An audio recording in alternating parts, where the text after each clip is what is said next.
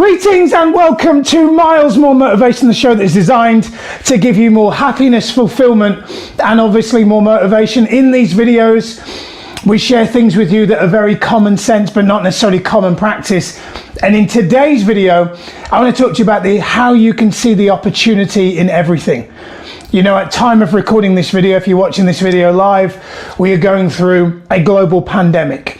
At the time of recording this video, we are going through one of the craziest times in our history, something that our children, our children's children, and so on for decades will talk about, the year of 2020 and the coronavirus pandemic. In this video, I want to share with you 3 ways that you can see the opportunity in everything. Now, if you watch previous videos, you'll know that for me, looking for opportunities where often it's very easy to look for problems is one of the things I really pride myself in. You know, another one in one country where there is regular rain, you know, if you're watching this video and you're in England and you live in, say, Manchester, I spent a lot of time in Manchester and it's always raining. Always seems to be raining, and the reason because it's so high up in the clouds, right? But isn't it interesting that in Britain, for instance, if you're watching this in Britain and we have a high percentage of rainfall, we can sometimes complain about the weather and you know, we label rain as miserable. You know, the media call, you know, it's going to be a miserable day out there, folks. Yeah, if you take that same rain thousands of miles away to an African country where they've not had rain for months, that to them is an opportunity. You see, one man's miserable day is the solution to another man's drought. I've talked about that in a previous video.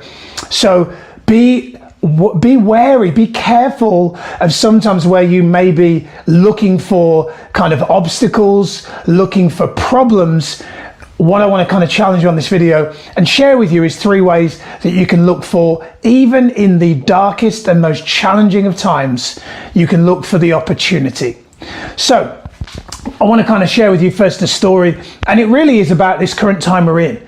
You know, most of my revenue from my business has historically over the past few years come from live events, seminars, workshops, and obviously all of that has gone, right? The minute the hotels closed, the minute lockdown started, that meant that effectively my income went to 0. I talked about creating online programs. I talked about creating virtual ways of communicating and virtual ways of coaching, but I hadn't built that infrastructure in place. So at a time where, you know, we just had a new baby, Sage was like 6 months old. My wife Sattie's on maternity leave, maternity pay, if you're familiar with that, you know, that gradually month by month incrementally goes down until you go back to work. So we were in a difficult spot. And obviously I was not able to just go and get some consultancy work as I would usually have had as a get out of jail card in the past. So I was kind of in a position where I was like, this is less than ideal, right? And we've got bills to pay and mortgage, you know, payments and car payments, all that kind of stuff.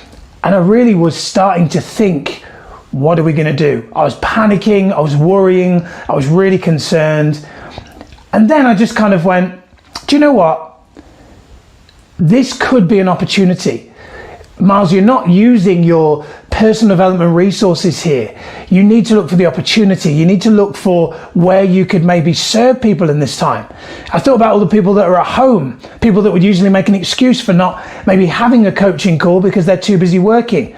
The emotional challenges, the emotional stress that this is putting people on. I thought, hang on, you're a life coach. This is an opportunity for you to really step up and serve. So I completely opened my diary with a willingness to coach absolutely everyone who was up for being coached and being vulnerable on the phone with me for an hour. And so since then, we've gone from kind of the income being 0 from losing all the live events and workshops to completely replacing that within about 10 weeks. Meaning now when hotels reopen, that potentially puts us in an even stronger position because you've now got this online foundation as well. So I don't tell you that to brag, but I tell you that because it all started with me reframing this from a problem, this pandemic, this lockdown, to an opportunity. So I'm going to share with you 3 things that may help you with this and what I did to turn it from a problem to an opportunity. Number 1, social media muting. social media muting, what that effectively means is you may potentially need to kind of hit mute on social media. You see, a lot of people, the vast majority of people, when this kind of pandemic hit, were in uncertainty. They were in fear. And the problem with that is that if you spend time on social media and were reading what was going on, you would find that you could get dragged into that too. So I made a point of removing myself from every WhatsApp group. I stopped scrolling social media. I was only going to social media to post content. I haven't scrolled the news feed in a very long time.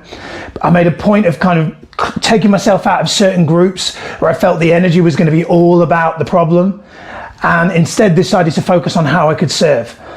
One of the best ways I found to do that was, for me, deciding to stay in my lane and kind of really hit mute on social media. Other than posting content, other than adding value, other than watching and subscribing to the people that I knew were going to post content that would help me stay in opportunity and get out of problem, I removed myself from those things. So you may want to think about removing yourself from groups and pages and posts where you're likely to see people complaining instead of focusing on people that are maybe going to help you to see the opportunity. Number two really lines up with what we've just spoke about, which is called meaning management. So I talked to you earlier about, one man's miserable day is another man's solution to a drought.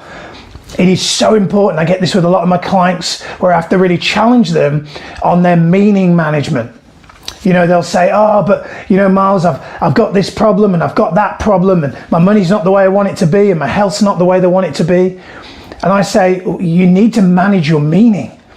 So just because your health isn't exactly the way you want it to be, if you ask yourself a better question, what could I do today to start making my health better? What could I do today to start making my finances better? What could I do today to help somebody else so that I stop thinking about myself? Managing the meaning that you have in this situation, in any difficult situation, is so important. Let's say you're living in a situation that's less than ideal. Maybe you're in a situation where you're kind of in a relationship and it's not going well and there's lots of friction in the home. Then you need to reframe that situation and go, what could I do to improve this? Maybe the relationship is beyond the point of repair. So and you can't just move out.